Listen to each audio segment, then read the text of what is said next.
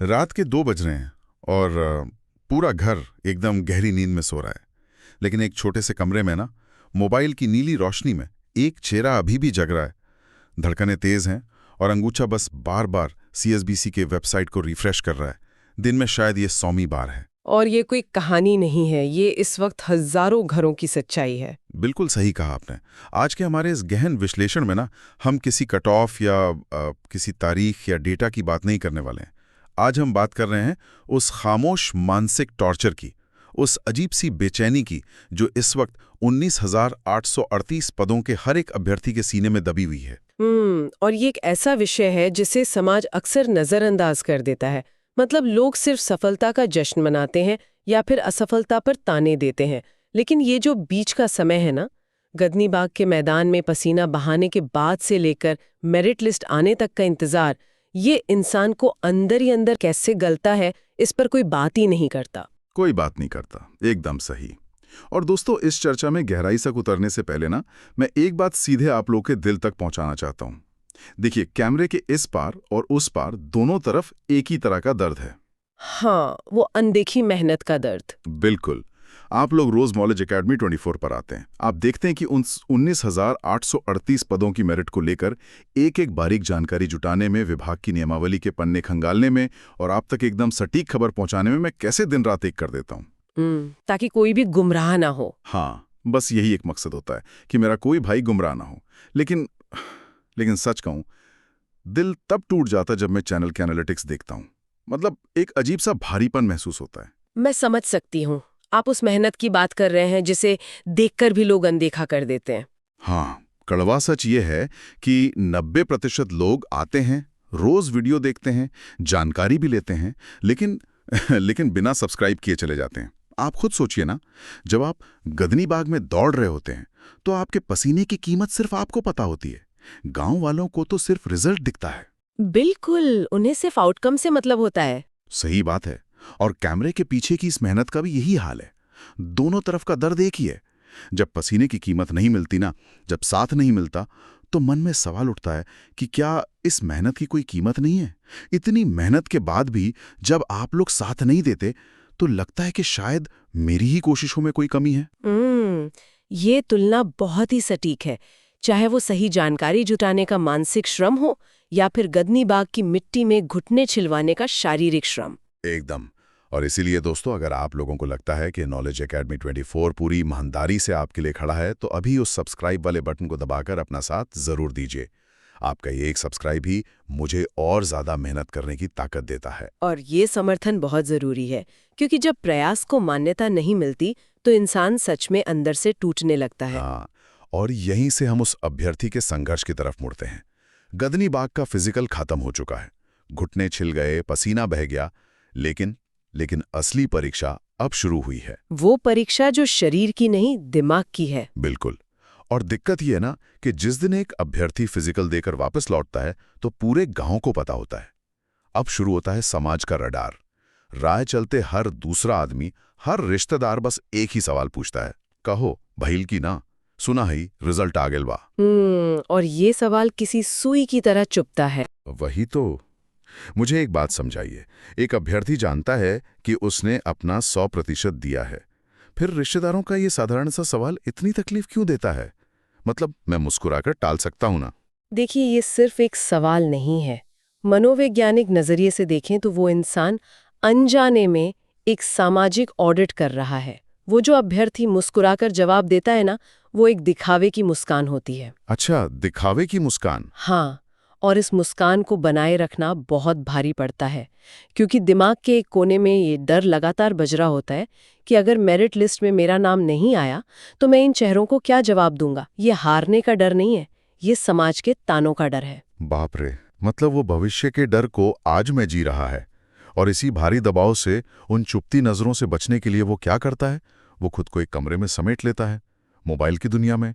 लेकिन वहां तो एक अलग ही लेवल का डिजिटल टॉर्चर उसका इंतजार कर रहा है। एकदम सही कह रहे हैं आप। वो जिस मोबाइल को अपना सुरक्षा कवच समझता है, वही उसकी रातों की नींद उड़ा देता है। तंत्रिका तंत्र पूरी तरह से अति सतर्कता यानी हाइपर विजिलेंस के मोड में चला जाता है। यह हाइपर विजिलेंस क्या है?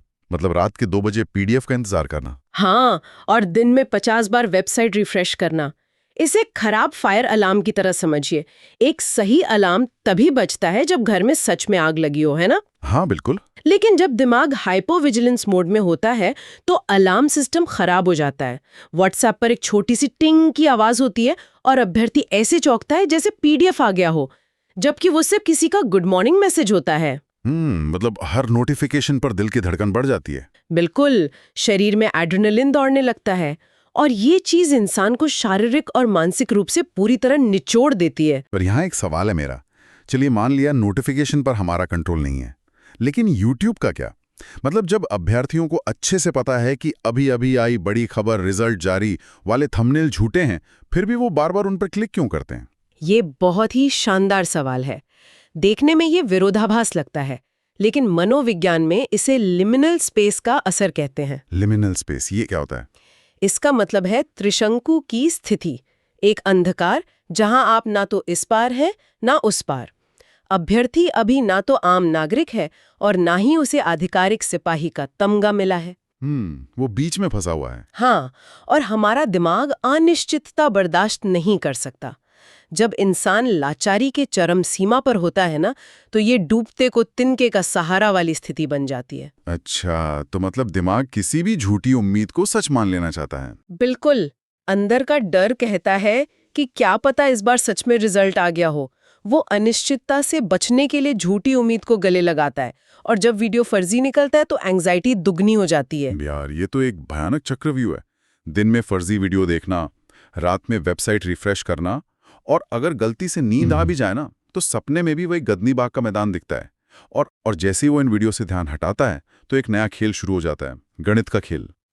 वो दिमागी कैलकुलेटर जो कभी बंद ही नहीं होता। एकदम। आप लोग खुद रिलेट करेंगे इस बात से। अकेले बैठे हैं और हिसाब शुरू। दौड़ में 30 मिले, गोला में 25 आ गए, हाई जंप में 17, तो कुल 72 बन रहे हैं। सब ठीक लगता है। फिर अचानक खौफ पैदा होता है कि यार अगर कट ऑफ 74 चला गया तो। और ये 1 या 2 नंबर का फासला सच में इंसान को पागल कर देता है। बिल्कुल करता है। लेकिन यहाँ सबसे दर्दनाक बात यह है ना कि ये 72 और 74 का जो गणित है, ये सिर्फ कुछ अंकों का खेल नहीं है। इसके पीछे परिवार की खामोश उम्मीदें जुड़ी हैं। मतलब एक अभ्यर्थी सिर्फ अपने लिए नहीं दौड़ता उस मैदान में। हाँ, उसके साथ पूरा परिवार दौड़ता है। वही तो।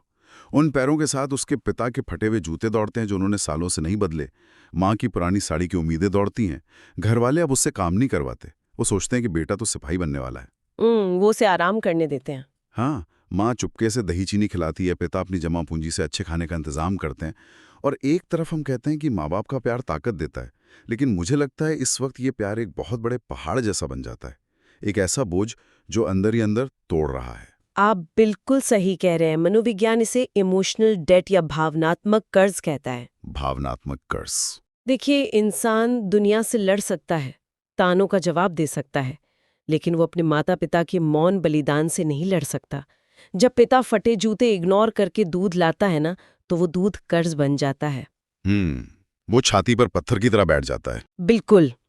वो अभ्यर्थी जब दही चीनी खाता है तो सोचता है कि अगर मेरिट में नाम नहीं आया तो इस दही चीनी की कीमत कैसे चुकाऊंगा, मैं माँ की आंखों में कैसे देखूंगा। बाप रे।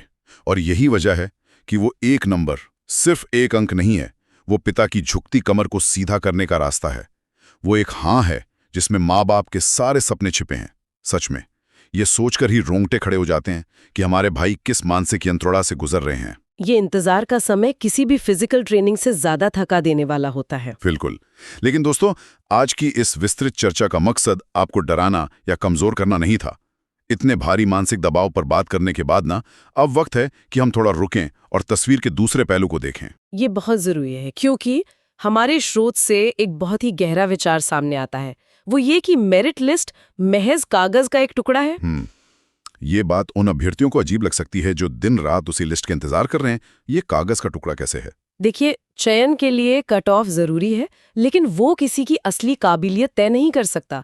अगर किसी ने गदनी बाग में पसीना बहाया है, फिजिकल पास किया है, तो इसका सीधा अर्थ है कि वो बिहार के सबसे फिट और मेहनती युवाओं में से एक है। हाँ, ये तो है। इस बेचैनी में खुद को इतना नहीं गलाना चाहिए कि जब असल में वर्दी पहनने का वक्त आए तो इंसान अंदर से खोखला या बीमार हो जाए। बहुत बड़ी बात कही आपने। और मैं एक और बात सोच रहा था, ये जो इंतजार का तनाव है, जो हर पल मानसिक परीक्षा ले रहा है, क्या ये अनजाने में उन्हें एक बेहतर सिपाही नहीं बना रहा? ये एक बहुत ही प्रोवोकेटिव थॉट है। बिल्कुल, पुलिस की नौकरी कोई आराम की नौकरी तो है नहीं। वहाँ हर रोज अनिश्चितता होगी, रात के 2 बजे ड्यूटी पर जाना होगा। तो मतलब ये लोग रातों को जागने की बेचैनी है, समाज के सवालों को झेलने की क्षमता है, ये उनकी पहली ट्रेनिंग है। एकदम। गदनी बाग ने शरीर को लोहे का बनाया और ये इंतजार उनके दिमाग को फौलाद बना रहा है। जो इंसान इस चक्रव्यूह से बिना टूटे निकल गया, वो फील्ड में कोई भी दबाव झेल सकता है। क्या बात है। तो भाइयों, एक बड़े भाई की तरह मैं आपको भरोसा दिलाना चाहता हूं, मेरिट लिस्ट का ये समय आप सबके लिए किसी अग्नि परीक्षा से कम नहीं है, मैं समझ सकता हूं। लेकिन यकीन मानिए, रात की वो अधूरी नींद और मोबाइल पर रिजल्ट का वो इंतजार बहुत जल्द खत्म होने वाला है। हाँ, और जो तपता है वही कुंदन बनता है। बिल्कुल। बस खुद पर भरोसा रखिए, आपकी जीत की खबर सबसे पहले इसी नॉलेज एकेडमी 24 पर मैं लेकर आऊंगा। और आज मैं आपसे कोई कट ऑफ स्कोर नहीं पूछने वाला। तो आज कमेंट बॉक्स के लिए क्या अपील है हमारी? आज की अपील यह है कि आप नीचे कमेंट में जाएं और अपना दुख, अपना डर लिखें। इस इंतजार में आपके मन में जो भारीपन है ना, उसे शब्दों में बाहर निकालें। आज जी भर के अपना मन हल्का कीजिए। मैं आपके हर एक कमेंट को पढ़ूंगा। और जब आप लिखते हैं तो आपको एहसास होता है कि आप अकेले नहीं हैं। ये चैनल एक सुरक्षित जगह है। आप बिल्कुल अकेले नहीं है दोस्त। और हाँ, अगर अभी तक परिवार से नहीं जुड़े हैं तो सब्सक्राइब जरूर कर लीजिएगा, क्योंकि आपका साथ ही मेरी असली ताकत है। तो चलिए इस चर्चा को यहीं विराम देते हैं। हिम्मत मत हारिएगा, जीत हमारी ही होगी। जय हिंद, जय बिहार।